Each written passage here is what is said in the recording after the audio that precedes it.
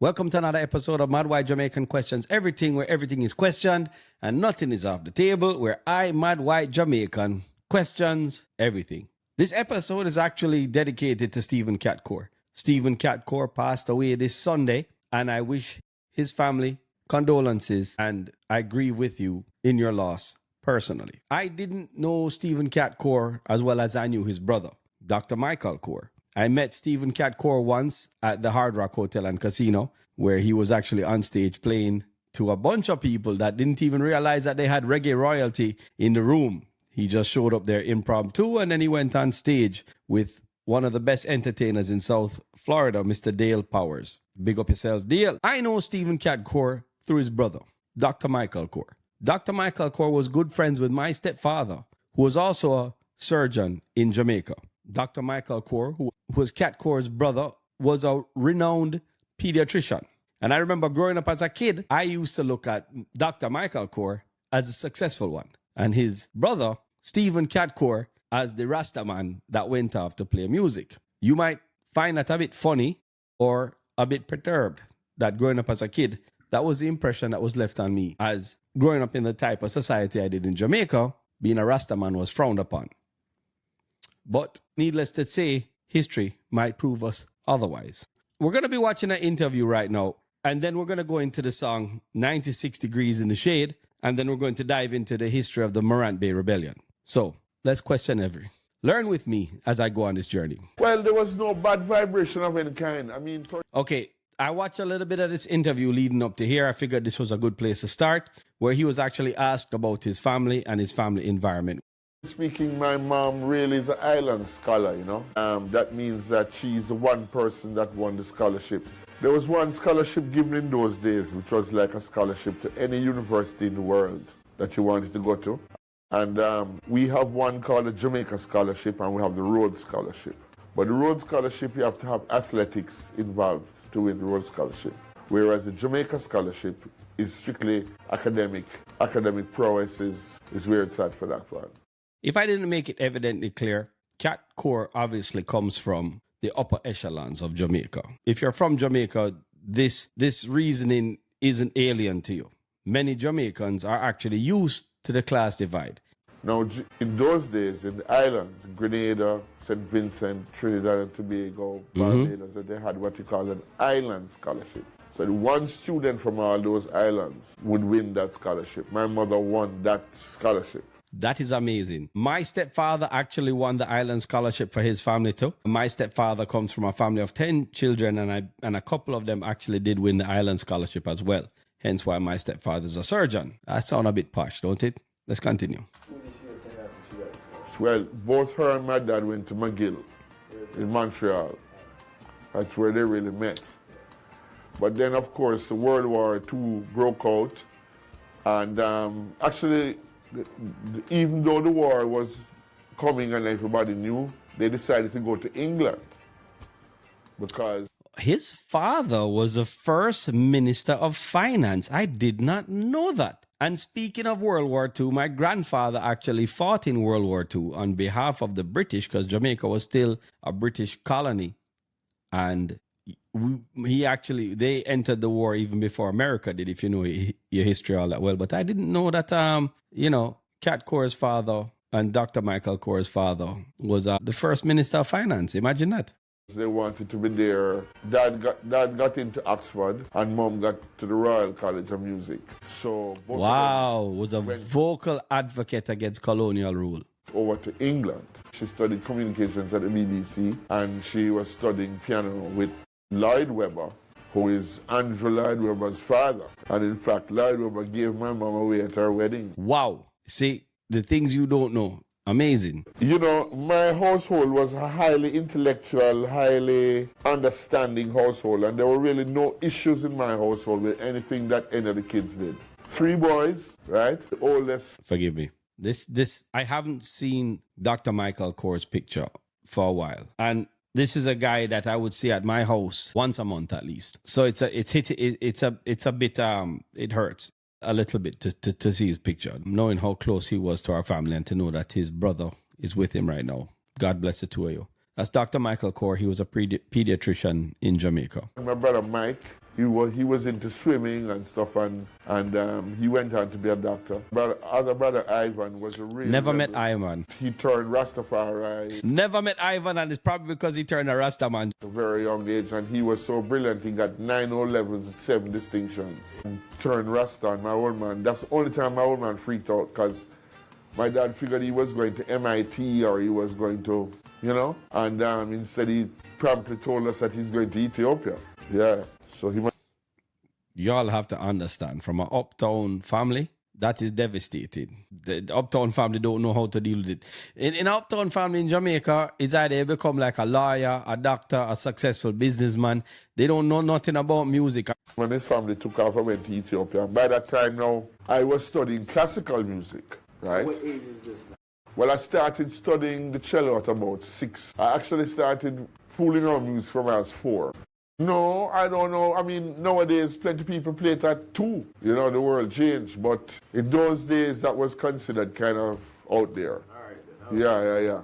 But I didn't find any problem. I had a problem with the piano. I couldn't figure out, somehow my left hand, I could do the right hand, but my left hand was giving me worries. But I used to like to listen to the cello music at night time, and my mom would, before we go to bed, she would play. I used to love that. And she just kind of figured that, let me give this guy a shot on a string instrument. And it really came easy to me, you know? It really came easy to me. From I started playing the instrument, I felt it as a part of me. I didn't have a problem with intonation, with the notes. I just instinctively knew where to put my fingers to get the notes. Yeah, so. See, stories like this that make me believe in reincarnation. Like, I'm not the most spiritual person, but, you know, things like that tells me that this is an old soul that basically in his past life used to play music of some sort and has just been born again in another form. I have to say that was God given to me. There's a reason why I ended up playing the guitar and playing bass and playing the cello and stuff. It was a string instrument thing with me, you know. When you started playing at a band at 12, that's what I'm trying to understand. Coming from that household, right, an intellectual household, Yeah. How did you end up start playing in a band at 12? Well, what happened was that I had been doing the cello and I'd been doing very well on the cello. I'd even played for Princess Anne and at King's House, and I had won, you know, like highest marks in cello. And they used to have this thing where they send a white man from England to come to Jamaica and he gives you an exam, right? Nobody in the Caribbean can give this exam because the exam is sanctioned by the Royal College in England. So the Royal College in England have to send them down. But like 2-3 months before, you start to prepare for that exam. Because the syllabus comes and you start to prepare for it. So you start to, you know, whatever scales he's going to ask you to play, you have to know them. You have to play 2 pieces. And you have to be able to do oral work. Play a note and say, sing the third above it. You have to be able to do that. And I had done very well in those exams, you know. 10, 11 years old. I started to really get, my mind started to, my bigger brother now, Mike now, he started to come home with all these 45 records. That's the Rasta? No, the older one who's a doctor. Between him and the Rasta one. They used to come up with all these records. I like where I put that between him and the Rasta one. Yeah. Like Bob Marley, Duppy Conqueror, or they come on with the Rolling Stones, Satisfaction, or they come on. And I started to really say, hey, this pop music thing is hip. And then the Beatles came out. And the Beatles influenced the whole world. I mean, I was just like, I wouldn't say that the Beatles necessarily were the ones who really directly made me do anything or not do anything, let me put it that way, but they were a great influence along with Bob Marley, because the Jamaican music at the time, I mean, everywhere, the set across the gully was playing it all day long. You know, it's funny you bring that up, because back in the, let me say, in the 70s, I'd say that's when Jamaican music really started to get its swing. And he came out and his band came out in the 70s. In the early 50s, Jamaica was listening to a lot of like R&B, rhythm and blues, you know, whatever would come on the stations in America, that's what came on the stations in Jamaica. And from what I understand, R&B started going one way and the Jamaican people never quite liked that style. So we ended up remixing a lot of that stuff, taking the sound, doing it our way. That is basically how reggae music came about, was basically us listening to American music and just creating a style of our own. Complete 360, man. And then, of course, you know, the 40s, the 50s, the 60s. 60s, you had like ska. And then come 70s, that's when we're really getting into our own. That's when we have artists out there like Bob Marley, Toots and the Maytals. You know? And I was hearing this music, and I started to really catch on to this and said, this is some wicked music, and everybody loved it, and the latest dances and all of that, and I could do all that stuff, you know? So I figured to myself, boy, this is what I'd love to do. So when my mom basically said, boy, I don't really want you to give up the cello, but if that's what you want to do, what I want you to do is to just do it good. Very supportive family. To the core family, you are beautiful people to support your children in their endeavors. Not every family, especially coming from the type of family that Michael, Ivan, and Stephen came from, to even have that support. As for why the father lick out against the Rastaman, well, you know, maybe history will vindicate him as well. And she bought me a guitar, you know, she bought me a Spanish guitar, and she sent me to guitar lessons. But guitar lessons that I went to were very boring. You know, it was classical guitar, and I wasn't into that because my friends, bigger guys to me still, people like Wayne Armand, you know, Paul Drisdale, the man, was showing me chords that all the rock guys were playing and licks that all the rock guys were playing. And then I started to listen like Jimi Hendrix and thing, and I realized I could pick out what Hendrix was playing. So I said, well, right now, the classical lessons is not really doing me no good. I mean, one thing I'll say for the classical lessons is that they taught me discipline, and they taught me some basic, very important stuff on the guitar, which has served me through the years very well. Bob Marley paved the road that these guys were able to drive on. And they had definitely taken full advantage of that road. It's amazing to see where we, as a liquor island, big music from the liquor rock, how far we have come and the amount of people that we inspire. And even till today, I don't think there's a single place in the world that doesn't look at my island of Jamaica and not have love for it. Where with everything that's going on, all the controversy, all the hate, all the malice that is going on, Liquor Jamaica still stands up strong on its own 2 feet, spreading love and harmony and taking ambassadors like this to the world. But in terms of learning the tricks of rock music or the tricks of reggae and stuff, I learned that in the street. Thank you so much for... All right. That was a good interview. It's a shame I don't have the whole of it. But right now, we are going to get into something a little bit deeper. And I wanted to play that interview because the best song, in my opinion, that Third World ever did was a song called 96 Degrees in the Shade. And it was written by Stephen Catcourt, Bonnie Clark, and Michael Cooper. Said it was 96 degrees in the shade. 10,000 soldiers on parade. They were taking I to meet a big fat boy sent from overseas. The Queen employed. Excellency, before you I come with my representation. You know where I'm coming from. You cut me on the loose, fighting to be free. Now you show me that noose on a cotton tree. Entertainment for you, while it's martyrdom for me. 1865 was a crucial year on the island of Jamaica. What happened in the last part of 1864 and the first part of 1865 would nearly tear the country apart. Unexpected changes had pushed the society into tension and what felt like a constant state of pressure. First, the price of sugar had collapsed. You see, Jamaica was... Ironically, speaking of sugar, I'm about to consume some right now. A sugar-producing colony, and a significant amount of the jobs and economic growth were linked to their ability to keep producing sugar.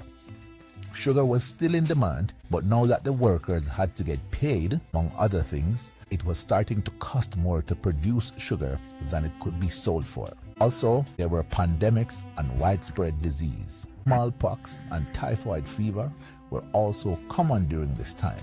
There was a particularly devastating smallpox outbreak from 1851 to 1852, which had claimed many lives. On top of that, the American Civil War raged on. This had affected the supply of many of the essential goods which were usually imported into the island. This created scarcity, which sent the price of imported goods up, and the overall cost of living would shift upwards rapidly as well. The average person on the island did not earn enough from working to regularly provide for the basic needs of their family. Falmouth Post, a newspaper, reported on growing poverty in the midst of us. The lamentation over the material decadence of the country is almost undeniable. During the 1860s, there was a severe drought which had hit the island. The drought was so severe that many planters feared the loss of a significant amount of investment worth millions of pounds. Falmouth Post reported on April But I can't believe them put a mongrel dog in the screen. I wonder if AI did that on purpose. 25th, 1865, that if the drought did not resolve itself soon, the manufacture of sugar and rum in Jamaica would soon be a thing of the past. Our prospects are very bad. Not a drop of rain. Crops are short and plans for next year are suffering materially. Poor Jamaica. What is to be done with bad seasons, bad returns, and bad prices? Even though the press was known for exaggeration, these comments showed how serious the situation was. Food production was drastically reduced, and of course this had the ripple effect of making food prices go up everywhere, and stealing food became an everyday occurrence. To cope with the abolition of slavery and the increased price of labor as a result, business people on the island started to import large numbers of immigrants. One of the countries that they took a large number of immigrants from was India. Between the arrival of the first group of Indian indentured workers in Jamaica in 1845 and the final groups that returned to India in 9, nearly 37,000 Indians were brought to the island to work as indentured laborers. This in turn had the effect of forcing the price of labor down. Resentment started to breed between the new immigrants and the more established groups of people living on the island. The planters benefited from all of this tension because it kept Wow, imagine that. People that were breaking their backs for free finally have an opportunity to make money. And you grudge them so much you don't even want to see them succeed like how you succeed. You would rather go overseas and get cheaper labor than give a man him fair share. everyone on the island distracted while they enjoyed the benefits of an ever-increasing labor pool. Generally, the conditions were depressing. Low wages, terrible natural events like the drought, super high immigration, and low expectation of good economic prospects for the future. All of this, of course, had some expected effects. There were widely reported incidents of larceny or stealing. In addition to the increasing prevalence of stealing, the island's jails were becoming rapidly overcrowded. The prison population had almost tripled, going from 283 inmates in 1861 to 629 inmates by 1864. So basically, in 3 years, you increased by more than, well, almost 400 more inmates. By 1865, in the months leading up to the Morant Bay Rebellion, Wow. the prison population 100 more. 710 prisoners. 616 of those were locked up for theft of personal property. If things are getting that desperate, and I'm not necessarily gonna, history itself is kind of messed up because history is written by the victors. So when somebody says personal property was stolen, that could be something as simple as maybe a mango, maybe a breadfruit, maybe food. At a certain point, if you're trying to feed your family and you're starving, I'm not saying expunge your crime, but that shouldn't be a statistic, and somebody shouldn't necessarily be jailed for feeding somebody. The residents of the island were, of course, displeased with their political representation and unhappy with the direction which their lives had taken them. Still, every now and then, there would be a glimmer of hope. Beginning of 1865, something was about to happen that would cause people to think that their plight was finally being heard and taken seriously by someone with the power to help them. This was the Underhill Letter. In January of 1865, Edward Underhill, who was then the secretary of the Baptist Missionary Society, wrote a letter to the Secretary of State for the colonies. It painted a harsh picture and laid out the real, raw truth about what was happening on the island. So it's no surprise to me that Stephen Catcore would even write a song about the Morant Bay Rebellion and put it so eloquently in such a poetic manner. I love poetry. I love words. So when you put excellency before you, I stand with my representation, you know where I'm coming from. You cut me on the loose, fighting to be free, then you show me that noose on a cotton tree. Entertainment for you while it's martyrdom for me. I am a historian. And I believe I have been in this world many times over, and words like that just go through to my core. He directly addressed the lack of employment available for the residents of the island, saying that they were forced to either, as he put it, steal or starve. See, that's exactly what I just talked about earlier. Steal or starve. So then all of a sudden, somebody that committed a crime, and it was a statistic, was basically you mismanaged the country. Simple as that. Criticized the incredibly high taxation regime that they were under. The letter discussed short-sighted and harmful to deny the residents of Jamaica political rights, shutting them out from the governance of their own island. He even went as far as criticizing the way all the authorities were handling the waves of immigration that they had started. The letter pointed out the limited ability of the farming industry to provide employment, showing that much wider investment would be necessary to provide employment to over 130,000 adult working-age unemployed men. The Underhill letter emphasized that capitalists from Britain had stopped any further investment into the island. They saw the situation as way too volatile to risk money there. I'm not going to claim to be a socialist. I'm not going to claim to be a capitalist.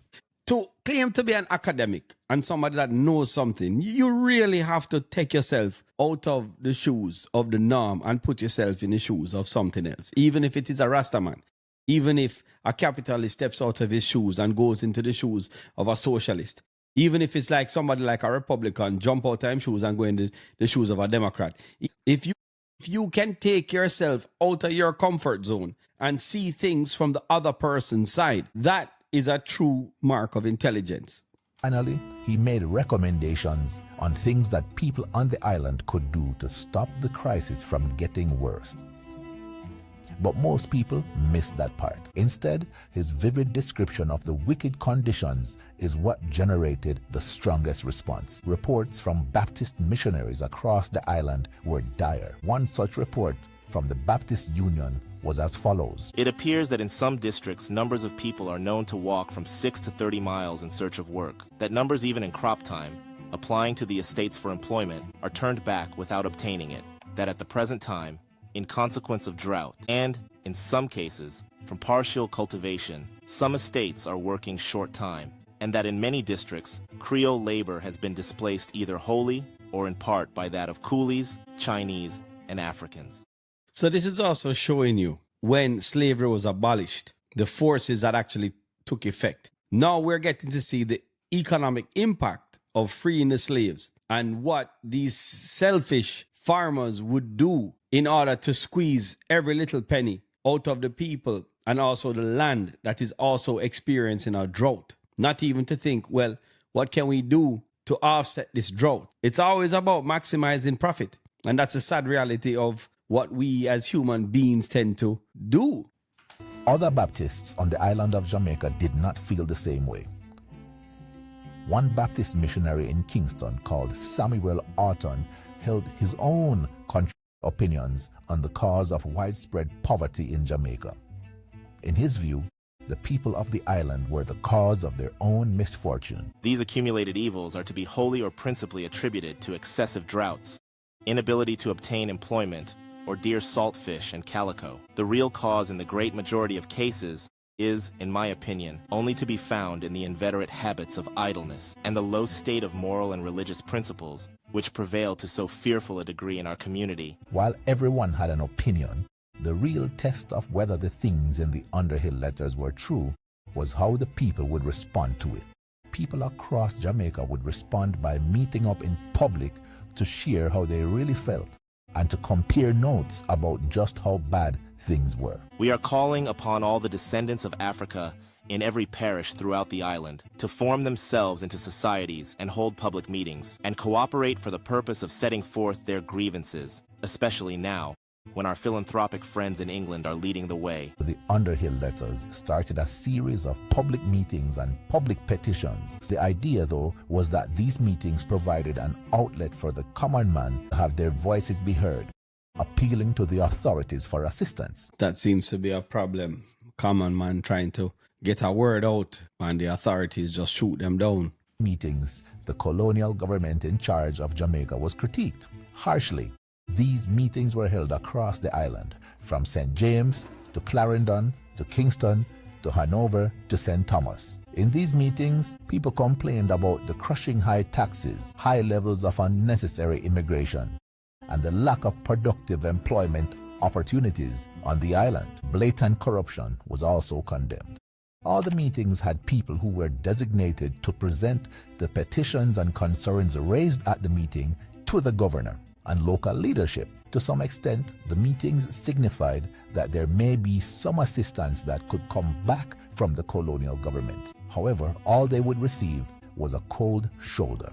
You see, many of the written petitions that went out after the meetings were sent to Governor Eyre. Governor Eyre was a part of the existing power structure, and as a result, regardless of the documented complaints he received, his opinion was that they were the cause of their own problems, claimed that the island's climate and their natural habits had made them lazy. That is sad. And that is an ongoing thing. My own conviction is that the pressure which now undoubtedly exists amongst a portion of the population, and which has become intensified during the last few weeks, owes its origin in a great measure to the habits and character of the people, induced by the genial nature of the climate, the facility of supplying their wants in ordinary seasons at comparatively little exertion, and their natural disposition to indolence and inactivity. In St. Anne, the head of the West India Department, Henry Taylor, felt the same way. In spite of the detailed complaints that they received as a result of the public meetings, he still thought that they simply needed to work harder. His opinion was published in a document called The Queen's Advice. Bear in mind that there's a drought, so resources are dwindling. And then you have the nerve to turn around and say these people need to work harder. The prosperity of the laboring classes as well as of all other classes depends in Jamaica and in other countries upon their working for wages, not uncertainly or capriciously, but steadily and continuously, at the times when their labor is wanted, and for so long as it is wanted, and that if they would use this industry and thereby render the plantations productive, they would enable the planters to pay them higher wages for the same hours of work than are received by the best field laborers in this country.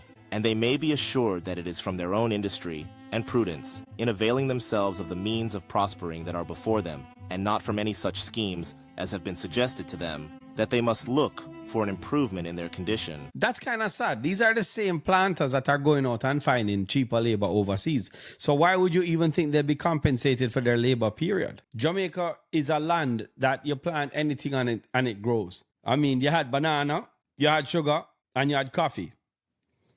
The responses that they had received to their nationwide meetings hurt in response to their request for change. They had been told that they simply needed to work harder. 50,000 copies of the Queen's Advice had been circulated to all parts of the island. Some people refused to circulate the document, claiming that it had caused an amount of irritation most painful to observe. The colonial government thought that they had enough leverage to ignore the pleas of the local population. However, they had made a strategic misstep. In this time of newspaper mass media and popular unhappiness, it wouldn't take long for bad blood to spread. People on the island silently took note of the insensitive response to their discomfort. This lit the fuse on the bomb that would eventually explode into the Morant Bay Rebellion. If things do not change, a dire fate awaits Jamaica and her people. The summer of 1865 came, and conditions across Jamaica were just as bad and getting worse. Jamaica hot in the summertime, you know.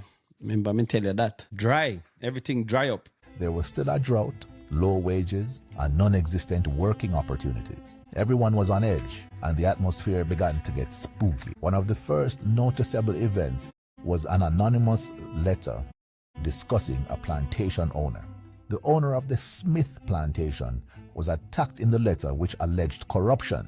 It accused the owner of the Smith plantation of illegally keeping a large shipment of rice which had been sent from the Queen of England to the island of Jamaica.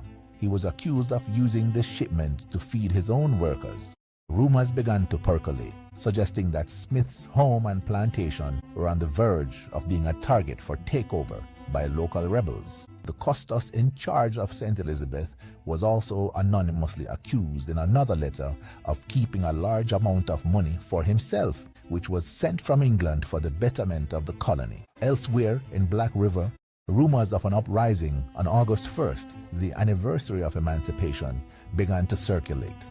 The rumor was that a large number of assailants planned to march to the most important city in St. Elizabeth, which at that time was Black River, and then raid shops and businesses, taking whatever they wanted by force. The storekeepers, for instance, said remarks were constantly dropped in their stores, such as when people came to buy a bit of cloth, they would say, "You stop, August will soon come, and cloth will be cheap." Instead of fixing the issues that had caused this state of rumors and tension on the island, the local leaders blamed the Underhill meetings and the Underhill letter for creating this state of wild excitement.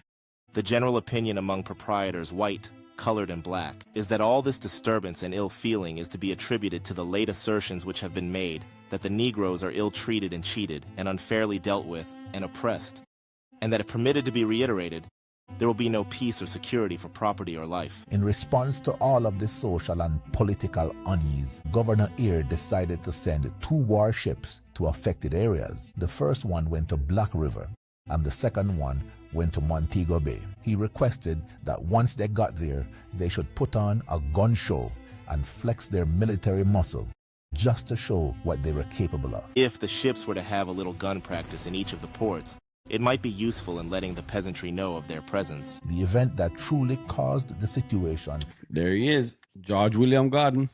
to reach its climax happened at a meeting in Vere, Clarendon, where George William Gordon, middle of a fiery speech, allegedly brought up something that no one wanted to consider: the fact that Jamaica could end up like Haiti if things did not change for the better fast. I was told by some of you that your overseer said that if any of you attended this meeting, they would tear down your houses. Tell them that George William Gordon said, "They dare not do it. It is tyranny. You must do what Haiti does. You have a bad name now, but you will have a worse then." Everyone on the island was well aware of the kind of slaughter that had happened in Haiti. From 1791 to 1804, Haiti had been caught up in a 12-year-long war where 75,000 French, 45,000 British, and 12,000 other colonists were killed. Haiti also suffered great losses of over 200,000 fighters, but they also forcibly earned their full independence and complete self-government. Forced to consider that the same thing could happen in Jamaica, local leaders were all of a sudden on high alert. The mere mention of Haiti, with its history of successful slave rebellion, sent shockwaves through the island. Even Gordon's allies were alarmed. Sidney Levine, editor of the County Union, wrote ominously of fearful demonstrations to come. Gordon himself denied ever bringing up Haiti. Whether it was true or not, it completely changed the energy on the island. What happened in Haiti was the elephant in the room that nobody wanted to acknowledge, but it was inevitable given the conditions on the island. The time for peace had passed. The government would not yield, and neither would the people. Petitioning for help no longer worked. The streets began to whisper. A breaking point was near. Corruption and exploitation had been revealed, and something had to change. The mention of Haiti was like lighting a fuse on a very powerful explosive. By the end of summer that same year, the Morant Bay Rebellion would kick off, setting the stage for a historic bloodletting. Wow, that was actually not what I was expecting. I was expecting to go into the story of Paul Bogle and George William Gordon. The only mention of George William Gordon was closer to the end. This is basically how the Morant Bay Rebellion started, obviously by the title. But see, like how I'm, reacting to it, let's see if this channel has anything else about the Morant Bay Rebellion. I do like their style. Dark set history. I definitely need to... Oh, look at this. This is all kind of stuff. Let me see if they have anything else about the Morant Bay Rebellion, because I wouldn't mind watching the rest of this. I don't want to save it for part 2. Who started the Morant Bay Rebellion? Okay. All right. Well, that's good. Let's go to the Morant Bay Rebellion quick. That way we at least give justice to the song 96 Degrees in the Shade. All right. What caused the Morant Bay Rebellion? Ironically, that is basically what we watched. So let's not watch that again. Morant Bay Rebellion in 5 minutes, uncovered history. I think this will work for us really well. Just so we get the Morant Bay Rebellion now and what took place.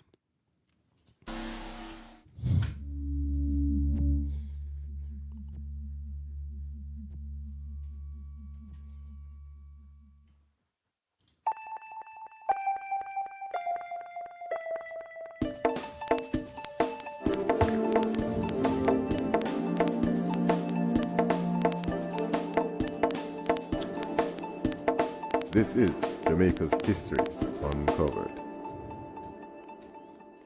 Paul Bogle, a Baptist deacon, is remembered for his role in the Morant Bay Rebellion. His date of birth has been estimated. You know, the irony is, from what I understand, correct me if I'm wrong in the comment section, but this picture of Paul Bogle isn't accurate. In 22, he lived in Stony Gut, St. Thomas, just north of Morant Bay. Whilst many people in the area were small farmers and laborers, he was successful, well-educated, and owned about 500 acres of land. He was eligible to vote at a time when there were only 104 voters in the parish of St. Thomas, due in part to the large voting fee in order to participate. So you had to pay a voting fee back in the day to vote. Wow. So basically, only wealthy landowners had a say in matters, is what they're trying to say. Or at least rich people. Not everybody's vote counts. It's amazing how far we have come as a society, only to digress again. He became a supporter of landowner and politician and fellow Baptist George William. In 1864, Gordon made Bogle a deacon in the Baptist church. As social injustices and people's grievances grew, Bogle led a group of small farmers 45 miles to discuss their grievances with Governor Eyre in Spanish Town. But they were denied an audience. This left the people of Stony Gut with a lack of confidence and deep distrust for government. This, while Bogle's supporters grew in number. When Bogle and his supporters attended a trial for two men from Stony Gut, a black man was put on trial and imprisoned for trespassing on a long-abandoned plantation. One member of Bogle's group protested in court. The guy was put on trial for trespassing on an abandoned plantation. That means that they didn't even want the land themselves. And he's put on trial for trespassing. I wonder what the sentence for that would have been if found guilty. Over the unjust arrest and was immediately arrested. He was rescued moments later when Bogle and his men took to the market square and retaliated. The police were severely beaten and forced to retreat that day. On Monday the 9th, warrants were issued against Bogle and a number of others for riot and assault. The police arrived in Stony Gut to arrest Bogle, but met with stiff resistance from the residents. They fought the police, again forcing them to retreat to Morant Bay. A few days later, on October 11, 1865, there was a vestry meeting in the courthouse. Bogle and his followers, armed with sticks and machetes, went to the courthouse. The authorities were shaken, and a few people in the crowd threw stones at the volunteer militia who fired into the crowd, killing 7 people. The crowd retaliated and set fire to the courthouse and nearby buildings. When the officials tried to leave the burning building, they were killed by the Irish side. Wow. The reprisals came quickly. The troops destroyed Stony Gut and Paul Bogle's chapel. Bogle was captured by the Maroon militia and taken to Morant Bay, where he was put on trial and hung. Gordon was taken by boat to Morant Bay, where he was tried for conspiracy and hung on October 23, 1865. In total, over 400 black residents were killed, more flogged, for their participation in the Morant Bay Rebellion. Back in Britain, there was a public outcry. There was increased opposition from liberals against Eyre's handling of the situation, and by the end of 1865, the Governor Eyre case had become the subject of national debate. In January 1866, a royal commission was sent to investigate the events. Governor Eyre was suspended and recalled to England and eventually dismissed. Jamaica became a crown colony, being governed directly from England. The Eyre controversy turned into a long and increasingly public concern, dividing well-known figures of the day, and possibly contributing to the fall of the government of Lord John Russell in 1866. The Morant Bay Rebellions in Jamaica struggled for both political and economic enhancement. Bogle's demonstration ultimately achieved its objectives and paved the way for the new attitudes In 1969, the Right Excellent Paul Bogle was named a national hero in paving the way for social justice and equality. 96 degrees in the shade. Real hot, yes, in the shade. Said it was 96 degrees in the shade. 10,000 soldiers on parade. Thank you for tuning in once again to another episode of Mad White Jamaican Questions. Everything where everything is questioned and nothing is off the table.